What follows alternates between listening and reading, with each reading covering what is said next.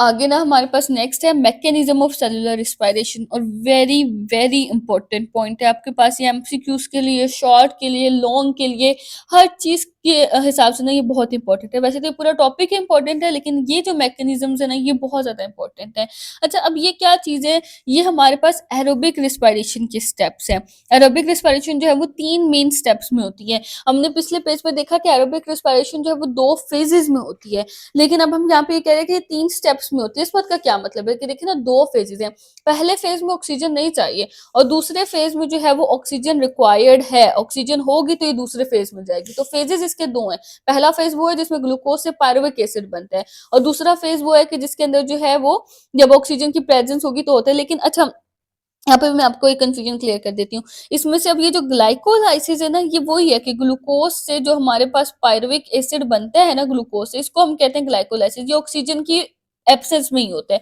ये हमारे पास है सेकंड फेज। यहाँ से मुझे मिस्टेक होगी, ये आप समझ लें कि ये हमारे पास असल में सेकंड फेज है। ये जो मैंने लिखा है ना, ग्लूकोज से पायरुविक एसिड बनता है फर्स्ट फेज, वो असल में ये ग्लाइकोलाइसिस ही होती है, यानी ग्लूकोज की ब्रेकडाउन होती है और पायरुविक एसिड बनता है। तो ये हमारे पास जो वो फर्स्ट फेज था जो हमने पहले डिस्कस किया हुआ भी है, और ये सेकंड फेजेस की ये दोनों स्टेप्स हैं। तो स्टेप्स इसके 3 हैं और फेजेस इसके 2 हैं। पहले फेज में जो है वो ग्लूकोज नहीं चाहिए, दूसरे फेज में सॉरी ऑक्सीजन नहीं चाहिए पहले फेज में, और दूसरे फेज में जो है वो ऑक्सीजन चाहिए। तो फेजेस 2 हो गए, एक में ऑक्सीजन नहीं चाहिए, एक में ऑक्सीजन चाहिए। लेकिन स्टेप्स इसके 2 हैं, कि स्टेप्स इसके 3 हैं, ग्लाइकोलाइसिस, क्रेब्स साइकिल और इलेक्ट्रॉन ट्रांसपोर्ट चेन। तो इसमें आपने ना कंफ्यूज नहीं होना, 3 स्टेप्स हैं और 2 हमारे पास इसके क्या है, फेजेस हैं। तो अब हम इस तीनों स्टेप्स को ना बारी बारी डिस्कस करते हैं। पहला स्टेप हमारे पास क्या है, ग्लाइकोलाइसिस। ग्लाइको का मतलब क्या होता है, ग्लूकोज। जो हमारे पास ग्लूकोज होती है ना उसको हम कहते हैं ग्लाइकोलाइसिस। तो आपने जहां पे भी आ जाना, आपने इसको फौरन समझ जाना है, ब्रेक डाउन हो रही है।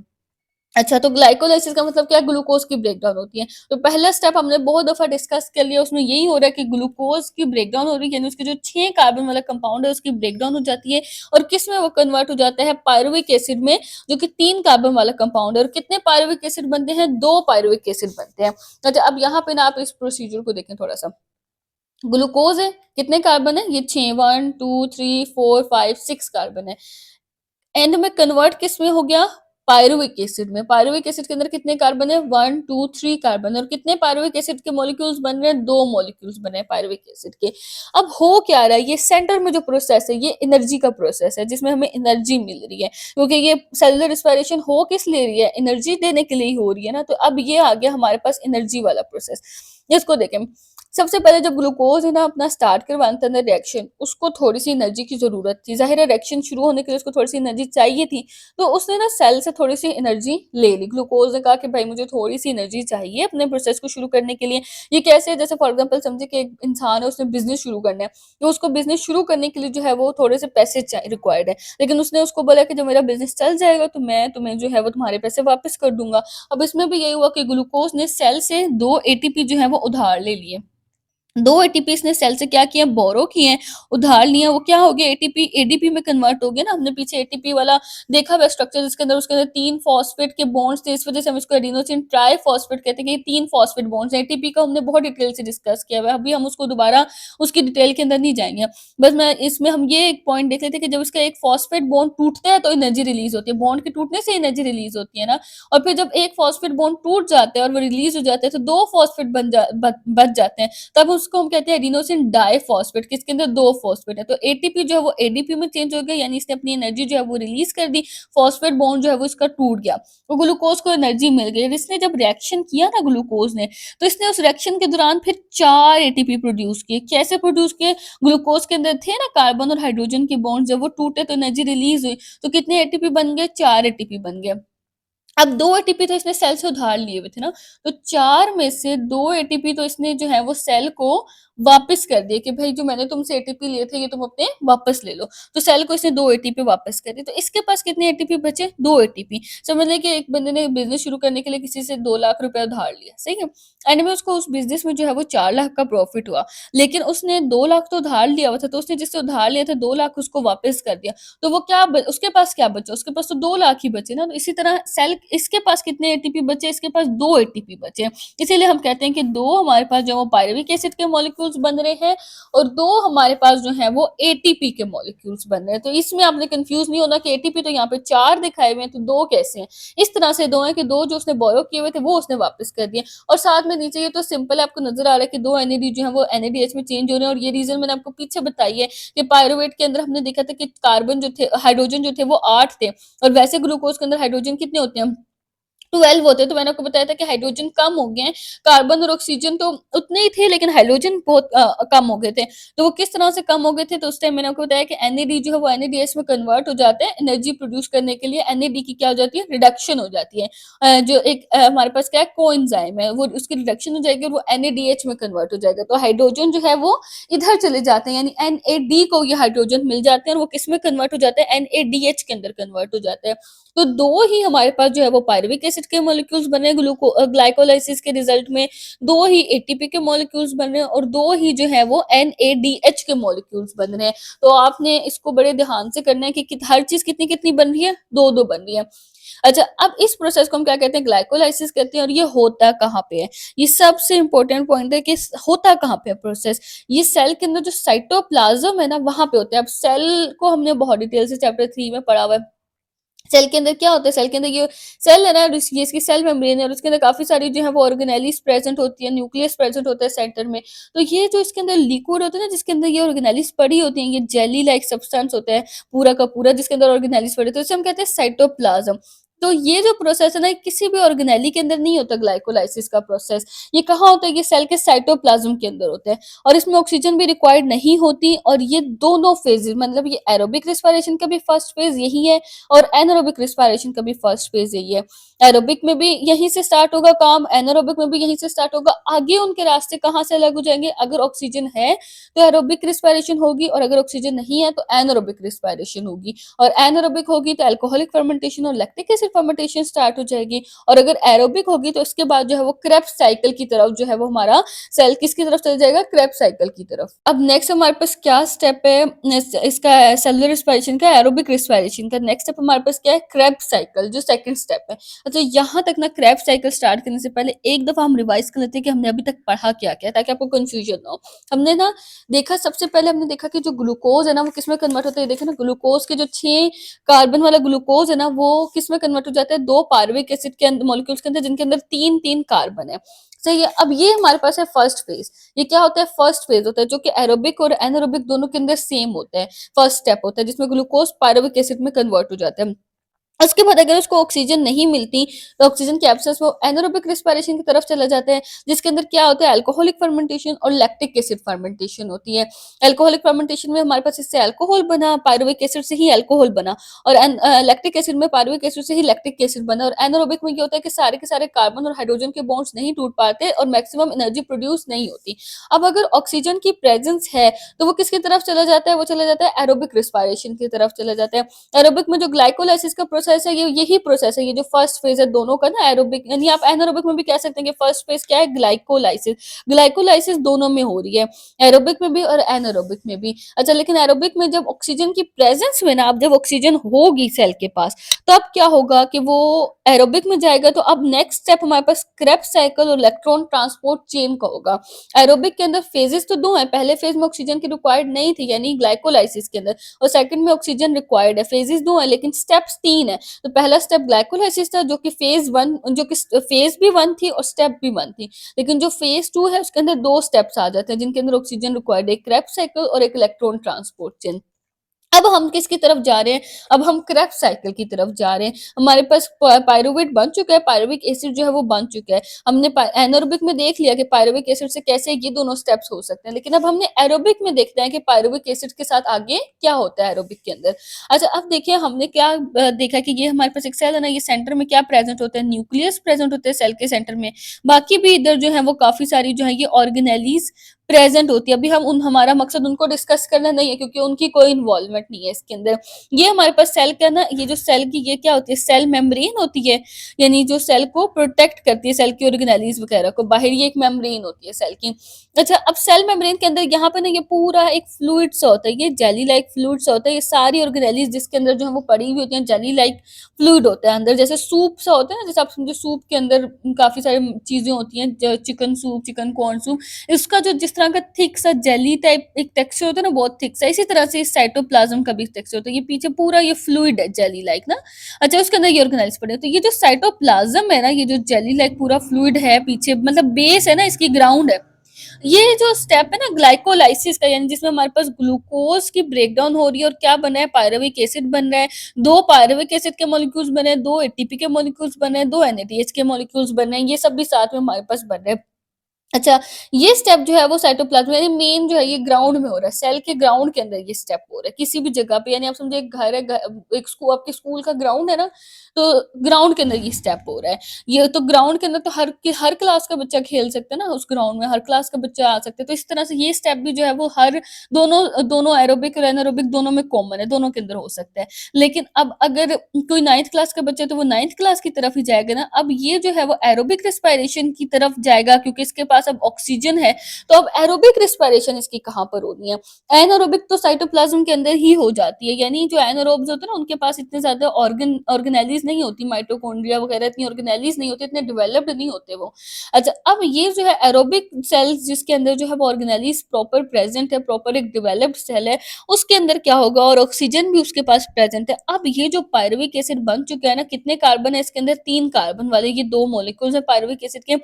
ये किसकी तरफ चले जाएंगे, अब ये मूव करेंगे और माइटोकॉन्ड्रिया की तरफ ये चले जाएंगे। ये हमारे पास सेल का क्या है, माइटोकॉन्ड्रिया है, और माइटोकॉन्ड्रिया की तरफ ही चले जाएंगे। और माइटोकॉन्ड्रिया भी ना हमने स्ट्रक्चर चैप्टर 3 में बहुत अच्छे से डिस्कस किया हुआ है। माइटोकॉन्ड्रिया के अंदर ये उसकी आउटर मेम्ब्रेन होती है, 2 मेम्ब्रेन्स होती हैं। एक उसकी आउटर मेम्ब्रेन है ये वाली उसकी जो है वो इनर मेम्ब्रेन है। और इसकी इनर मेम्ब्रेन के अंदर भी ना ये पूरा एक फ्लूइड सब प्रेजेंट होता है। जैसे सेल के अंदर फ्लूइड था ना जिसको हमने साइटोप्लाज्म कहा, इसके अंदर भी ये एक फ्लूइड प्रेजेंट होता है, लिक्विड सा जेली लाइक ऐसे लिक्विड प्रेजेंट होता है। इसको हम क्या कहते हैं, मैट्रिक्स कहते हैं। ये इसकी क्या है, मैट्रिक्स है, यानी इनर मेम्ब्रेन के अंदर ये फ्लूइड प्रेजेंट होता है जिसे हम मैट्रिक्स कहते हैं। तो अब ये क्या होगा, ये जो पायरुविक एसिड का मॉलिक्यूल है ये माइटोकॉन्ड्रिया के मैट्रिक्स में चला जाएगा। और मैट्रिक्स के अंदर जो है वो क्यों अब आगे अगला स्टेप जो है वो कहाँ पे होना है, वो माइटोकॉन्ड्रिया की मैट्रिक्स के अंदर होना है। यहाँ पे आप देखें कि ऑक्सीजन जब अवेलेबल होगी, जब ऑक्सीजन प्रेजेंट होगी, पिछला स्टेप तो ग्लाइकोलाइसिस के लिए तो ऑक्सीजन नहीं चाहिए थे। अब अगर ऑक्सीजन अवेलेबल होगी तो क्रेब्स साइकिल शुरू हो जाएगा। पायरुविक एसिड का जो मॉलिक्यूल है वो साइटोप्लाज्म से फिर मूव कर जाएगा। जब उसको पता चल जाएगा कि अच्छा भाई मेरे पास तो ऑक्सीजन है, मैं अब अच्छे तरीके से काम कर सकता हूँ, मैं ज्यादा एनर्जी प्रोड्यूस कर सकता हूँ, तो वो क्या करेगा, वो फौरन से माइटोकॉन्ड्रिया के पास चला जाएगा भाग के। माइटोकॉन्ड्रिया की भी कहाँ पे, मैट्रिक्स के पास चला जाएगा। उस जगह पे एक सीरीज ऑफ रिएक्शंस होगा। सीरीज का क्या मतलब होता है, स्टेप्स, काफी सारे स्टेप्स का एक रिएक्शन होंगे, जिसको हम क्या कहते हैं, क्रेब्स साइकिल कहते हैं। क्रेब्स साइकिल उसको क्यों कहते हैं, अच्छा काफी सारे साइंटिस्ट जो है उन्होंने क्या किया था, उन्होंने अपने नाम पे ही अपने जो भी वो डिस्कवरी करते थे ना उसका नाम अपने नाम पे ही रख देते थे। तो यहाँ पे उसने क्या किया, क्रैब साइकिल क्यों कहा जाता है, क्योंकि सर हेंस क्रैब ने इसको डिस्कवर किया था, इस वजह से इसको हम क्रैब साइकिल ही कहते हैं। अच्छा, ये अब आपने पॉइंट याद रखते जाना कि कौन सा स्टेप कहाँ पे हो रहा है। ग्लाइकोलाइसिस कहाँ पे हुआ, साइटोप्लाज्म में हुआ सेल के। अब क्रेब्स साइकिल कहाँ पे हो रहा है, माइटोकॉन्ड्रिया के मैट्रिक्स के अंदर हो रहा है। सिर्फ माइटोकॉन्ड्रिया नहीं लिख देना, मैट्रिक्स ऑफ माइटोकॉन्ड्रिया, क्योंकि माइटोकॉन्ड्रिया में इनर मेम्ब्रेन भी हमने देखी है, आउटर मेम्ब्रेन भी देखी है, मैट्रिक्स भी देख लिया, तो मैट्रिक्स के अंदर ही होता है। इन दोनों के अंदर नहीं हो रहा, मैट्रिक्स में हो रहा है। अच्छा, अब क्रेब्स साइकिल होने से पहले, क्रेब्स साइकिल होने से पहले हर पायरुविक एसिड का मॉलिक्यूल एसिटाइल कोएंजाइम ए में कन्वर्ट हो जाता है। इस बात का क्या मतलब है, जो पायरुविक एसिड का मॉलिक्यूल होता है ना, ये जो हमारे पास ग्लूकोज से पायरुविक एसिड बना था, पायरुविक एसिड का मॉलिक्यूल डायरेक्टली माइटोकॉन्ड्रिया के अंदर एंटर नहीं कर सकता। पायरुविक एसिड माइटोकॉन्ड्रिया के अंदर एंटर नहीं हो सकता, उसको किसी और चीज में कन्वर्ट होना पड़ता है। डायरेक्टली जो है वो पायरुविक एसिड का मॉलिक्यूल माइटोकॉन्ड्रिया उसको एक्सेप्ट नहीं करता, वो उसको कहते हैं कि जाओ मैंने तुम्हें नहीं लेना। तो वो क्या करते हैं, वो कहते हैं कि अच्छा मैं थोड़ा सा अपने आप को ना चेंज करके चले जाता हूँ, अपने अंदर थोड़ी सी चेंजिंग्स कर लेता हूँ, जिस तरह ये चाहता है मैं उस तरह बन जाता हूँ। तो उस टाइम पे फिर क्या होता है कि पायरुविक एसिड का मॉलिक्यूल किस में कन्वर्ट हो जाता है, एसिटाइल कोएंजाइम ए में कन्वर्ट हो जाता है। और कैसे हो जाता है मैं आपको दिखाती हूँ। ये देखेंगे पायरुविक एसिड का मॉलिक्यूल है ना, ये अभी साइटोप्लाज्म के अंदर है, ये सारा ये अभी ना साइटोप्लाज्म जो सेल का है ना उसी के अंदर ये प्रोसेस होगा। साइटोप्लाज्म के अंदर ही ये एसिटाइल कोएंजाइम ए में कन्वर्ट होगा और फिर ये जो है ये यहाँ पे जो है वो माइटोकॉन्ड्रिया की जो मैट्रिक्स है ना उसके अंदर चला जाएगा। साइटोप्लाज्म के अंदर ही अब ये क्या करेगा, जो पायरुविक एसिड का मॉलिक्यूल है ना वो कोएंजाइम ए ले लेगा। कोएंजाइम क्या होते हैं, जो हेल्पर होते हैं ना, हेल्प कर होते हैं एंजाइम्स वगैरह को, वो कोएंजाइम होते हैं। तो एक कोएंजाइम ए आ जाएगा इसकी हेल्प करने के लिए। कोएंजाइम ए इसको बोलेगा कि चलो तुम्हें माइटोकॉन्ड्रिया नहीं लेके जा रहा अपने पास, मैं तुम्हारी हेल्प कर देता हूँ, मैं तुम्हें उस तक ले बताता हूँ। तो कोएंजाइम ए जो है वो इसकी हेल्प करने आ जाएगा इसको माइटोकॉन्ड्रिया तक पहुँचाने के लिए। तो पायरुविक एसिड के अंदर कोएंजाइम ए ऐड हो जाएगा, फिर इस स्टेप के अंदर ज़ाहिर है इसको एनर्जी भी तो चाहिए ना मूव करने के लिए एनर्जी, तो ये एनर्जी जो है वो रिलीज़ करेगा। तो उसमें क्या हो जाएगा कि NAD जो है वो NADH में कन्वर्ट हो जाएगा। हाइड्रोजन भी अपने ये रिलीज़ कर देगा कुछ ना कुछ, NAD को दे देगा तो वो NADH में कन्वर्ट हो जाएगा। साथ में ये अपने अंदर से कार्बन डाइऑक्साइड का मॉलिक्यूल भी रिलीज़ कर देगा। अच्छा, कार्बन डाइऑक्साइड तो रिलीज़ होनी ही है ना, क्योंकि जो रेस्पिरेशन के प्रोसेस है उसमें हम कार्बन डाइऑक्साइड ही तो अपनी बॉडी से रिलीज़ करते हैं। तो एक कार्बन डाइऑक्साइड का मॉलिक्यूल जो है वो इस स्टेप के अंदर रिलीज़ हो जाएगा।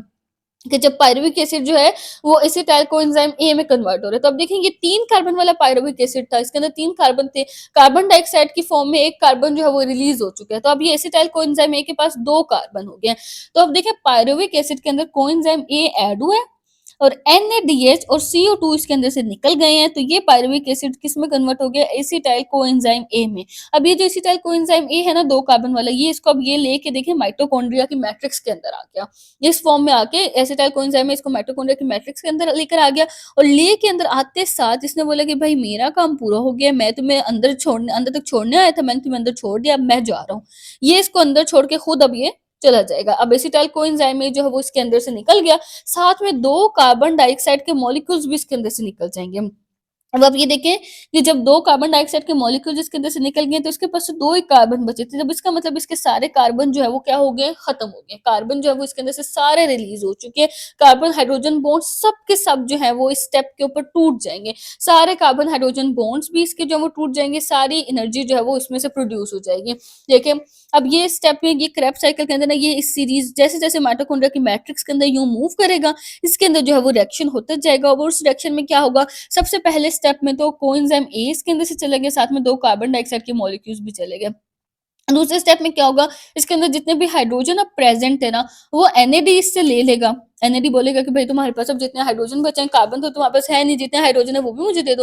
और NAD जो है वो NADH में कन्वर्ट हो जाएगा, ये भी एक एनर्जी वाला कंपाउंड है NADH। NAD तो नहीं था लेकिन NADH जो है वो एनर्जी वाला कंपाउंड है, एनर्जी इसके अंदर एनर्जी प्रेज़ेंट होती है। अच्छा, उसके बाद सबसे इम्पोर्टेंट बात ATP जो कि सेल की एनर्जी करेंसी है। तो अब यहाँ से जब ये मूव करेगा तब भी इसकी इससे एनर्जी जो है वो रिलीज़ होगी, तो ये ATP जो है एडीपी जो है वो एटीपी में कन्वर्ट हो जाएगा, तो एटीपी का भी एक मॉलिक्यूल हमारे पास जो वो बन जाएगा। एनएडीएच के कितने बने हैं? 3 बने हैं। एटीपी का कितना बन जाएगा? 1 बन जाएगा। साथ में हमारे पास ये एक और कंपाउंड है, जैसे एनएडीएच एक कंपाउंड है ना, इसी तरह से ये भी एक कोएंजाइम होता है एफएडी। एफएडी भी जो है वो बोलेगा कि भाई तुमने एनएडीएच को भी हाइड्रोजन दिया, मुझे भी हाइड्रोजन दे दो, तो मैं भी एक एनर्जी रिच कंपाउंड बन जाऊंगा, मेरे पास भी एनर्जी आ जाएगी। तो ये क्या करेगा, बोलेगा चलो ठीक है मेरे पास तो अब एक्स्ट्रा ही है, तो वो क्या करेगा, वो एफएडी को भी हाइड्रोजन दे देगा, तो एफएडी किस में कन्वर्ट हो जाएगा? एफएडीएच2 में। तो अब इसके साथ हमारे पास ये जो सीरीज ऑफ रिएक्शंस हुई ना पूरी की पूरी, इसके अंदर से हमारे पास पूरे के पूरे जो वो कार्बन हाइड्रोजन बॉन्ड्स टूट चुके हैं और एनर्जी रिच कंपाउंड जो है वो बन चुके हैं। अच्छा, अब देखें यहाँ पे यही बताया हुआ है कि क्रेब्स साइकिल में एंटर होने से पहले ही हमने देख लिया कि पायरुविक एसिड किस में कन्वर्ट हुआ, एसिटाइल कोएंजाइम ए में कैसे हुआ वो भी हमने देख लिया, और साथ में उसने कार्बन डाइऑक्साइड और NADH जो है वो रिलीज कर दी थी जब वो pyruvic acid acetyl coenzyme A में कन्वर्ट हो रहा था। तो उस स्टेप में हमने देखा कि कार्बन डाइऑक्साइड और NADH रिलीज हो गया। उसके बाद अब वो क्रेब्स साइकिल के अंदर एंटर हो जाएगा, माइटोकॉन्ड्रिया की मैट्रिक्स के अंदर चला जाएगा क्रेब्स साइकिल में। एसिटाइल कोएंजाइम ए जो है इस स्टेप पे जब क्रेब्स साइकिल में वो चला जाएगा, यहाँ पे इसकी कंप्लीट ऑक्सीडेशन हो जाएगी, यानी कंप्लीटली इसके कार्बन हाइड्रोजन सारे बॉन्ड्स टूट जाएंगे और ये किस में कन्वर्ट हो जाएगा? कार्बन डाइऑक्साइड में, CO2 में कन्वर्ट हो जाएगा। देखा है ना हमने एंड पे हमारे पास 2 CO2 बन गए हैं उससे, यानी उसके सारे कार्बन और हाइड्रोजन के बॉन्ड्स टूट गए। CO2 में तो कोई कार्बन हाइड्रोजन बॉन्ड नहीं है ना, कार्बन डाइऑक्साइड है ये कार्बन के ऑक्सीजन के साथ बॉन्ड नजर आ रहा है हमें, कार्बन और हाइड्रोजन का तो अब कोई बॉन्ड बचा ही नहीं। तो हमारे पास जितनी भी एनर्जी थी वो कार्बन हाइड्रोजन बॉन्ड्स के अंदर ही थी ना, तो कार्बन हाइड्रोजन सारे बॉन्ड्स टूट गए हैं और सारी एनर्जी रिलीज हो गई है। अच्छा, अब आप पीछे अगर देखें, अगर आप अपने उसको पीछे से देखें थोड़ा सा जो हमने पीछे पढ़ा है, तो देखिए ये जो इसमें एथाइल अल्कोहल बना है इसके अंदर भी कार्बन भी अभी प्रेजेंट है, हाइड्रोजन भी अच्छे खासे कार्बन हाइड्रोजन बॉन्ड्स अभी प्रेजेंट है। जो लैक्टिक एसिड बना है उसके अंदर भी देखिए 3 कार्बन 6 हाइड्रोजन, अच्छे खासे कार्बन हाइड्रोजन बॉन्ड्स प्रेजेंट है। तो कार्बन हाइड्रोजन बॉन्ड्स तो टूटे ही नहीं सारे के सारे, तो एनर्जी रिलीज ही नहीं हुई एनारोबिक रिस्पिरेशन में। लेकिन इसके अंदर तो देखें एंड पे हमारे पास क्या बन गया, एंड पे हमारे पास कार्बन डाइऑक्साइड बन गया, कार्बन हाइड्रोजन एक भी बॉन्ड नहीं बचा। तो मैक्सिमम एनर्जी हम इसीलिए कहते हैं कि हमारे पास जो है वो एरोबिक रिस्पिरेशन के अंदर मैक्सिमम एनर्जी रिलीज हो जाती है, कोई एनर्जी का कंपाउंड जो है वो बचता नहीं है। और एंड पे हमने देखा क्या बना, एक एटीपी का मॉलिक्यूल बना, साथ में हमारे पास जो है वो 3 NADH के मॉलिक्यूल बने थे और एक FADH2 का मॉलिक्यूल बना था, और ये सब एनर्जी रिच कंपाउंड्स है, यानी इनके इन सब कंपाउंड्स के अंदर जो है वो बहुत ज़्यादा एनर्जी प्रेज़ेंट है। तो यही हम कर क्यों रहे थे सेल्युलर रिस्पायरेशन? फूड से एनर्जी लेने के लिए कर रहे थे ना। तो देखिए एंड पे हमारे पास क्या बन गई? एनर्जी बन गई, और कार्बन डाइऑक्साइड तो हम एयर में रिलीज़ कर देते हैं ना, जब भी हम साँस लेते हैं तो ऑक्सीजन लेते हैं और कार्बन डाइऑक्साइड को रिलीज़ कर देते हैं। तो ये पूरा कितना हमारे पास हमारी बॉडी के अंदर जो है वो प्रोसेस होता है, पूरा सिस्टमाइज़्ड प्रोसेस होते हैं कि हमने जो फूड खाया था, तो जब हम साँस लेते हैं, तो जो हम ऑक्सीजन सांस से अपनी बॉडी के अंदर लेकर जाते हैं, वो ऑक्सीजन उस फूड के साथ मिलके उसकी ऑक्सीडेशन करवा देती है, उसके अंदर बॉन्ड्स को तोड़ती है, जिसकी वजह से हमारी बॉडी को जो है वो एनर्जी मिलती है, और साथ में हमारे पास कार्बन डाइऑक्साइड बनती है, जिसको हम बाहर एयर में रिलीज़ करते हैं। अच्छा, अब एंड पे हमारे पास क्रेब्स साइकिल के बाद एंड पे क्या बना है? एटीपी बन गया है, और इसके अलावा एनर्जी रिच और भी कंपाउंड्स बने हैं, एनएडीएच और एफएडीएच2। एनएडीएच2 क्या था? निकोटिनामाइड एडेनिन डाइन्यूक्लियोटाइड, जो हमने पीछे पढ़ा है। और ये एफएडीएच2 क्या है? फ्लेविन एडेनिन डाइन्यूक्लियोटाइड, और एच साथ लिखा हुआ है, इसका मतलब है कि रिड्यूस्ड फॉर्म में ना इसके अंदर हाइड्रोजन ऐड हो चुका है और ये रिड्यूस हो चुका है। नेक्स्ट जो हमारे पास इसका स्टेप है ना, वो है इलेक्ट्रॉन ट्रांसपोर्ट चेन। ये लास्ट स्टेप है एरोबिक रिस्पायरेशन का। अच्छा, अब यहाँ पे ना एक क्वेश्चन ये होता है कि भाई देखिए पिछले स्टेप में सारे के सारे कार्बन हाइड्रोजन बॉन्ड्स टूट गए, सब के सब टूट के क्या बन चुकी थी? कार्बन डाइऑक्साइड बन चुकी थी। तो जब सारे बॉन्ड्स टूट गए तो उसके बाद इस स्टेप की क्या जरूरत पड़ेगी? इस स्टेप की ये जरूरत पड़ेगी क्योंकि पिछले स्टेप में हमारे पास क्या बना? एटीपी बना, एनएडीएच बना और एफएडीएच2 बना। तो हम क्या कहते हैं कि एनर्जी जो है वो सेल को किस फॉर्म में सेल एनर्जी को यूज करते हैं? एटीपी के फॉर्म में यूज करते हैं ना। सेल की एनर्जी करेंसी क्या चीज है? एटीपी है। तो सेल एटीपी के फॉर्म में एनर्जी यूज करते हैं। कहीं पे भी हमने ये नहीं पढ़ा कि सेल एनएडीएच या एफएडीएच2 के फॉर्म में एनर्जी को यूज करते हैं। तो अब क्या हुआ कि एनएडीएच और एफएडीएच2 जो बना है ना, इस स्टेप में ये होगा इलेक्ट्रॉन ट्रांसपोर्ट चेन के अंदर कि एनएडीएच और एफएडीएच2 को भी एटीपी में कन्वर्ट करवा दिया जाएगा, इनसे भी एटीपी बना दिया जाएगा। पिछले स्टेप में जो ग्लूकोज थी ना, हमारा जो फूड था जिसके ऊपर हम काम कर रहे थे, जिसकी ऑक्सीडेशन के ऊपर हम काम कर रहे थे, वो तो पिछले स्टेप में हमारी जो है वो कंप्लीट हो चुकी है। अब इस स्टेप में हम ये करेंगे कि जो हमारे पास एनर्जी के 3 कंपाउंड्स बने, उसमें से एक तो हमें हमारी जरूरत का है, उसको यूज कर सकते हैं, लेकिन जो 2 और कंपाउंड्स बने जिनको हम यूज नहीं कर सकते लेकिन उनके अंदर बहुत ज्यादा एनर्जी प्रेजेंट है, तो अब हम क्या करेंगे कि उसकी एनर्जी को भी उस फॉर्म में कन्वर्ट कर देंगे जिसको हम यूज कर सकते हैं। तो अब इसमें क्या होगा कि सेल जो है वो एनएडीएच और एफएडीएच2 को भी एटीपी में कन्वर्ट कर देगा। तो इलेक्ट्रॉन ट्रांसपोर्ट चेन कहाँ पर होती है? Inner membranes of the mitochondria में होती है। क्रेब्स साइकिल कहाँ पे हुआ था? माइटोकॉन्ड्रिया की मैट्रिक्स में हुआ था ना। इलेक्ट्रॉन ट्रांसपोर्ट चेन कहाँ पे होगी? Membranes of the mitochondria. Membrane भी कौन सी? Inner membrane. ये जो मैट्रिक्स है ना, यहाँ पे क्रेब्स साइकिल हो गया, यहाँ से कार्बन डाइऑक्साइड भी रिलीज होगी, अब यहाँ से एटीपी भी बन गया जिसने सेल को एनर्जी दी। साथ में हमारे पास जो एनएडीएच और एफएडीएच2 जो बना है ना, अब वो क्या करेगा? उसको इलेक्ट्रॉन ट्रांसपोर्ट चेन ले लेगी। और इलेक्ट्रॉन ट्रांसपोर्ट चेन कहाँ पे प्रेजेंट है? ये जो माइटोकॉन्ड्रिया की ये इनर मेम्ब्रेन आपको नजर आ रही है ना, एक मिनट मैं आपको क्लियर करके दिखाती हूँ। ये जो माइटोकॉन्ड्रिया की ये इनर मेम्ब्रेन है, ये इनर मेम्ब्रेन, आउटर मेम्ब्रेन की बात नहीं करी मैं, इनर मेम्ब्रेन की बात कर रही हूँ। इसके अंदर इलेक्ट्रॉन ट्रांसपोर्ट चेन होती है। तो एनएडीएच और एफएडीएच2 इसके अंदर चले जाएंगे, इसके अंदर इलेक्ट्रॉन ट्रांसपोर्ट चेन के अंदर वो मूव करेंगे, जैसे जैसे मूव करेंगे उनकी एनर्जी किस में कन्वर्ट होती जाएगी? एटीपी की फॉर्म में कन्वर्ट होती जाएगी, और एटीपी की फॉर्म की एनर्जी ही तो सेल जो है वो यूज करता है। अच्छा, अब क्या होगा कि ये स्टेप जो है वो inner membrane of the mitochondria में होगा। इस स्टेप में एनएडीएच और एफएडीएच2 फिर से एनएडी और एफएडी में कन्वर्ट हो जाएंगे, और अपने इलेक्ट्रॉन्स को और अपने हाइड्रोजन आयंस को क्या कर देंगे? रिलीज कर देंगे। इसके अंदर जितने भी इलेक्ट्रॉन्स और हाइड्रोजन आयंस जिसने लिए थे ना एनएडी और एफएडी ने, और जिसकी वजह से ये एफ एनएडीएच और एफएडीएच2 में कन्वर्ट हुए थे, ये वो सारे इलेक्ट्रॉन सारे हाइड्रोजन आयंस को रिलीज करके फिर से जो है वो अपनी उसी ओरिजिनल फॉर्म में आ जाएंगे। और ये जो इलेक्ट्रॉन्स और हाइड्रोजन आयंस जिनके अंदर से रिलीज होंगे, वो इलेक्ट्रॉन्स और हाइड्रोजन आयंस जो हैं, जब वो इलेक्ट्रॉन ट्रांसपोर्ट चेन में मूव करेंगे, तो उनकी मूवमेंट की वजह से ना उनके अंदर से क्या रिलीज होगी? एनर्जी रिलीज होगी, और वो एनर्जी क्या बना देगी? एटीपी बना देगी। और एटीपी तो सेल की एनर्जी करेंसी है। यहाँ पे आप देखिए एनएडीएच है, एनएडीएच एंड पे किस में कन्वर्ट हो गया? एनएडी में। एफएडीएच2 है, एफएडीएच2 एंड पे किस में कन्वर्ट हो गया है? एफएडी में कन्वर्ट हो गया है। अच्छा, अब इनके अंदर से क्या रिलीज हुआ? एक एनएडीएच के मॉलिक्यूल में से 3 एटीपी बने। ये बात आपने ना याद रखनी है, एमसीक्यूज में पूछी जाती है कि एक एनएडीएच के मॉलिक्यूल से कितने एटीपी बनते हैं। तो एक एनएडीएच के मॉलिक्यूल से 3 एटीपी बन सकते हैं, और एक एफएडीएच के मॉलिक्यूल से 2 एटीपी बन सकते हैं। बाकी तो सेम ही है, इसके अंदर जो है वो ऑक्सीजन ऐड होगी और वाटर जो है वो रिलीज हो जाएगा। कैसे रिलीज चीज़ हो जाएगा कि ऑक्सीजन पहले से वहाँ पे प्रेज़ेंट थी ना, क्योंकि ये रिएक्शन हो ही ऑक्सीजन की प्रेज़ेंस में रहा है, तो ऑक्सीजन जो थी वहाँ पे पहले से प्रेज़ेंस थी। NADH के अंदर से भी हाइड्रोजन जो है वो निकल गए ना, हाइड्रोजन निकल गए, तो वो हाइड्रोजन जो है वो ऑक्सीजन के साथ कंबाइन कर देंगे, तो जब हाइड्रोजन और ऑक्सीजन मिलेंगे तो वो क्या बना देंगे, H2O वाटर बना देंगे हमारे पास। इधर से भी हमारे पास जो ऑक्सीजन तो पहले से प्रेज़ेंट थी, FeDH2 के जो हाइड्रोजन थे वो ऑक्सीजन के साथ मिलेंगे और क्या बना देंगे, ये भी वाटर बना देंगे। एंड में हमारे पास ये भी NAD बन जाएगा, ये भी FAD बन जाएगा। इससे हमारे पास 3 एटीपी बने और इससे हमारे पास जो है वो 2 एटीपी बने। बस इस लास्ट लाइन में यही बताया हुआ है कि जो उसके इलेक्ट्रॉन्स और हाइड्रोजन आयन्स है ना, वो ऑक्सीजन जो वहाँ पे प्रेज़ेंट है उसके साथ कंबाइन होके क्या बना देंगे, वाटर बना देंगे। तो ये हमने जो है वो एरोबिक और एनारोबिक रिस्पायरेशन का पूरा हमने जो है वो प्रोसेस समझ लिया यहाँ पे, कि किस तरह से हमारे पास पहले फेज़ में ग्लूकोज से पायरुविक एसिड बना, 6 कार्बन वाला ये था और इससे 3 कार्बन वाला जो है वो पायरुविक एसिड बन गया, और ये पहला फेज़ जो है जिसको हम ग्लाइकोलाइसिस भी कहते हैं, ये एरोबिक और एनारोबिक दोनों के अंदर होता है। अब अगर ऑक्सीजन एब्सेंट है तो एनारोबिक रिस्पायरेशन स्टार्ट हो जाएगी, उसके अंदर भी हमने ये दोनों देख लिए, जिसमें कार्बन और हाइड्रोजन के बॉन्ड्स जो है वो पूरी तरह से नहीं टूटे थे और एनर्जी जो है वो पूरी तरह से रिलीज नहीं हुई थी। अब अगर और अगर ऑक्सीजन प्रेजेंट है तो सेल जो ये जो है हमारे पास पायरुविक एसिड वो कहाँ चला जाएगा, वो माइटोकॉन्ड्रिया के पास चला जाएगा, और ये जो प्रोसेस है ग्लाइकोलाइसिस का, ये तो सेल का जो है हमारे पास साइटोप्लाज्म वहां पे हो रहा था। जब माइटोकॉन्ड्रिया के पास जाएगा तो माइटोकॉन्ड्रिया की मैट्रिक्स के अंदर क्या होगा, क्रेब्स साइकिल होगा। क्रेब्स साइकिल के रिजल्ट में हमारे पास जो वो 2 कार्बन डाइऑक्साइड के मॉलिक्यूल्स बने थे, साथ में हमारे पास एटीपी, NADH2 और NADH और FADH2 बन रहा था। एटीपी को तो सेल ने एनर्जी के तौर पे यूज़ कर लिया, लेकिन NADH और FADH2 को जो है वो सेल यूज़ नहीं कर सकता था एनर्जी के तौर पे, क्योंकि वो सेल जो है वो एटीपी को ही जानता है, उसी को यूज़ करता है, उसी से उसकी जान-पहचान है। NADH और FADH2 को सेल को नहीं पता कि इनके पास एनर्जी है या नहीं है। तो अब जो है वो अब क्या अगला सिस्टम है कि NADH और FADH2 की एनर्जी को भी एटीपी में कन्वर्ट करवाना, ताकि सेल जो है वो उसको पूरी तरह से यूटिलाइज़ कर सके। इसमें देखिए ना पूरी तरह से हर चीज़ यूटिलाइज़ हुई है इस एरोबिक रिस्पायरेशन के अंदर।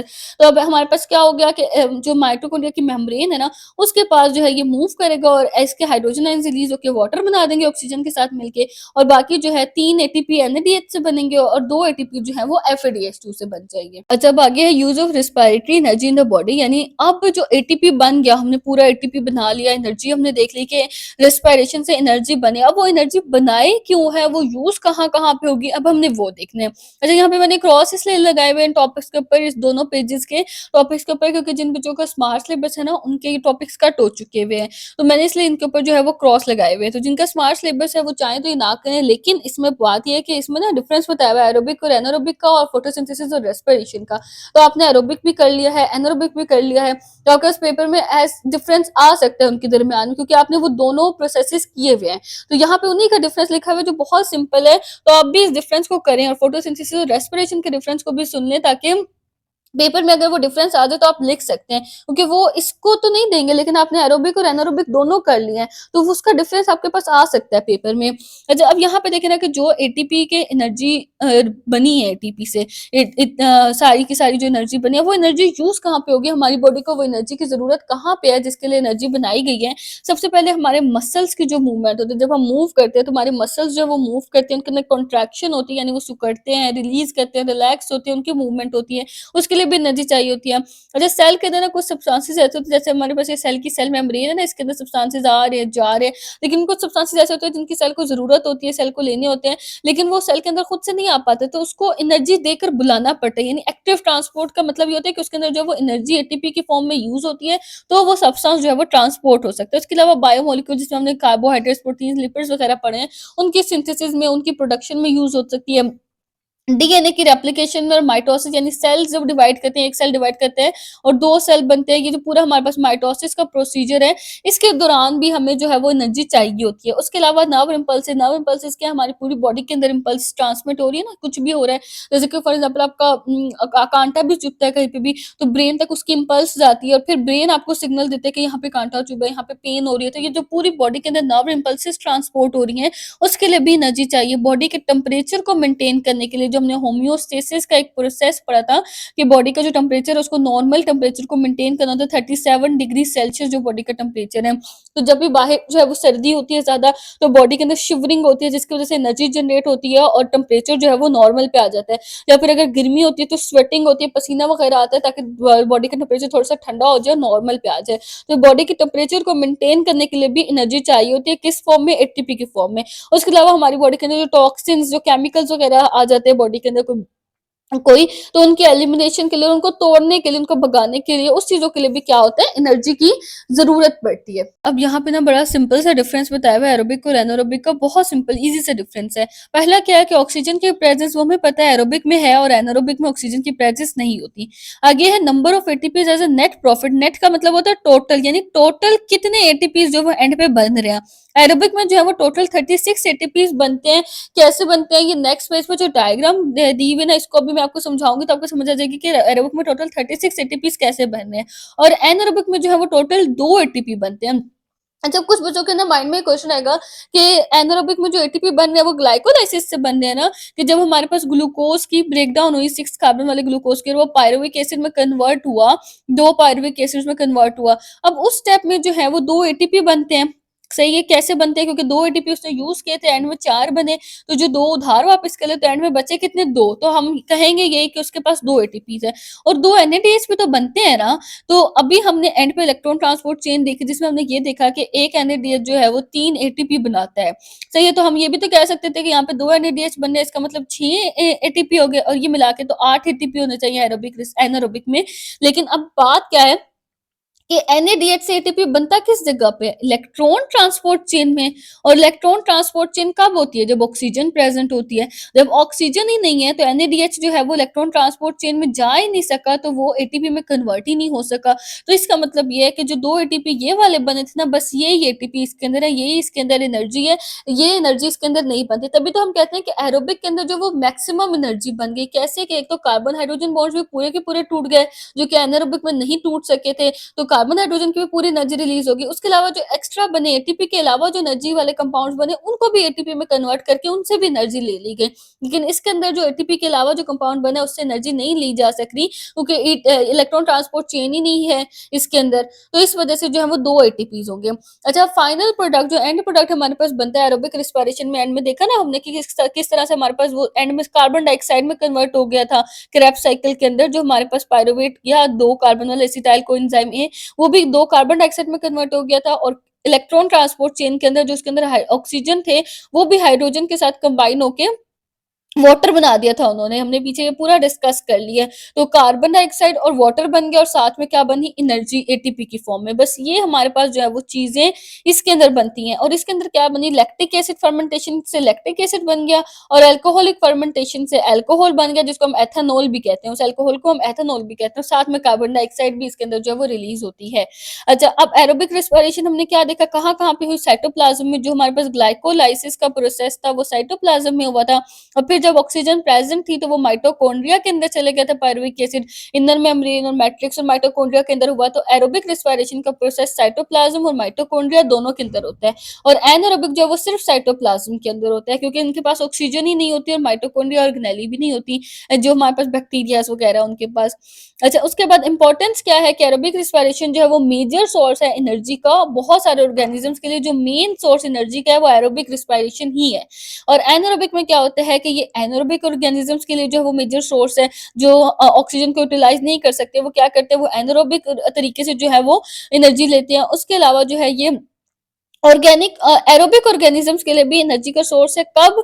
जब ऑक्सीजन की सप्लाई उनके पास शॉर्ट हो जाएगी। हमने देखा ना उस केस में, जब बहुत ज्यादा एक्सरसाइज, हैवी एक्सरसाइज की जा रही हो, बहुत ज्यादा मसल्स का काम और एक्सरसाइज हो, तो उस टाइम पे बॉडी के पास जो ऑक्सीजन है वो कम पड़ जाता है एनर्जी देने में।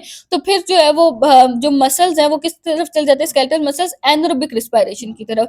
तो ये सोर्स ऑफ एनर्जी जो है वो एरोबिक ऑर्गेनिजम्स के लिए भी होता है, लेकिन उस केस में जब उनके पास ऑक्सीजन की सप्लाई कम हो जाती है। उसके अलावा हमने देखा फर्मेंटेशन से हमारे पास काफी सारे यूजफुल प्रोडक्ट्स भी बने थे, जैसे कि अल्कोहल था, चीज, ब्रेड, सोया सॉस, ये सब भी बनाने के लिए ये यूज हो सकता है यूजफुल प्रोडक्ट्स में भी। आगे हमारे पास जो डिफरेंस है ना वो है फोटोसिंथेसिस और रेस्पिरेशन का डिफरेंस। ये दोनों हमने प्रोसेसेस जो है वो देख लिए।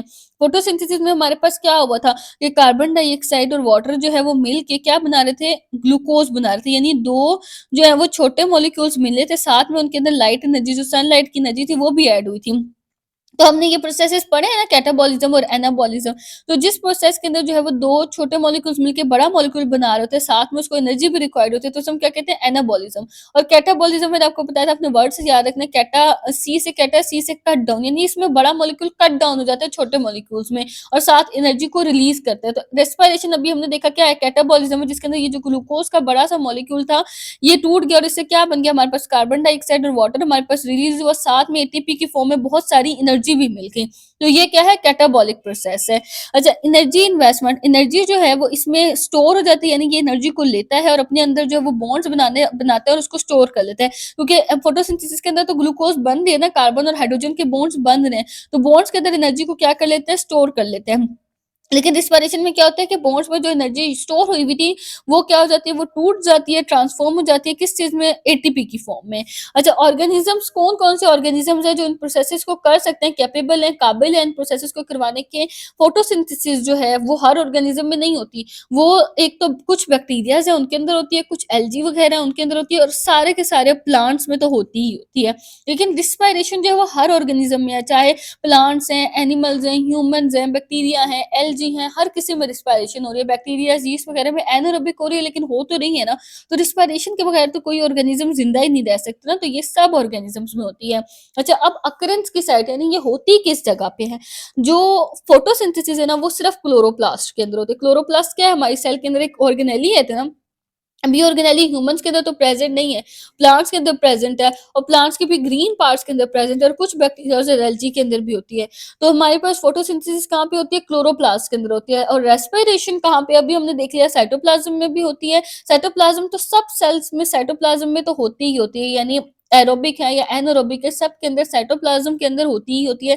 लेकिन जो है माइटोकॉन्ड्रिया, उसके अंदर सिर्फ एरोबिक के केस में जो है वो माइटोकॉन्ड्रिया के अंदर होती है। अच्छा, उसके बाद अक्रेंस का कब कब हो सकती है, फोटोसिंथेसिस तो सिर्फ डे टाइम में होती है, जब लाइट की प्रेजेंस होती है, क्योंकि फोटोसिंथेसिस के लिए सनलाइट एनर्जी की जरूरत है। तो फोटोसिंथेसिस जो है वो सिर्फ और सिर्फ डे टाइम में अक्कर हो सकती है। और लेकिन रिस्पिरेशन हर वक्त हो सकती है, दिन में, रात में। ऐसे तो नहीं है ना कि रात में सांस लेना बंद कर देते हैं, रात में भी सांस ले रहे हैं, सोते हुए भी सांस ले रहे होते हैं। अगर रिस्पिरेशन स्टॉप हो जाए तो फिर तो जिंदा ही ना रहे ना। तो इस रिस्पिरेशन जो है वो हर वक्त हो रही होती है। आगे एक बहुत इंपॉर्टेंट चीज आ रही है आपके एमसीक्यूज के लिए, बहुत ज्यादा इंपॉर्टेंट है। अच्छा, यहाँ पे हमें ना ओवरव्यू दिया हुआ है एटीपी का, कि हमारे पास कितने एटीपी बन रहे हैं, किसके अंदर, एरोबिक के अंदर। एनारोबिक में तो हमने देख लिया ना, बस दो ही बनते हैं, ये वाले जो दो हैं एनारोबिक के अंदर, यानी ग्लाइकोलाइसिस के दौरान ये जो दो एटीपी बनते हैं ना, ये एनारोबिक के अंदर भी ग्लाइकोलाइसिस होती है, तो इसके अंदर भी बस यही वाले दो एटीपी होते हैं, उसके अलावा एनारोबिक के अंदर कोई एटीपी नहीं है। लेकिन एरोबिक के अंदर बहुत सारे एटीपीज बन रहे हैं। तो टोटल कितने बनने हैं, जो हमने पीछे देख लिया 36 हैं, जो हमने अपने डिफरेंस में पढ़ा है। अब हम देखते हैं वो 36 बनते कैसे हैं। अच्छा, पहले ना आप यहाँ पे देखें, यहाँ पे हमारे पास क्या हुआ, सबसे पहला स्टेप है कि ग्लूकोज से हमारे पास पायरुविक एसिड जो बना, ग्लाइकोलाइसिस का स्टेप हुआ।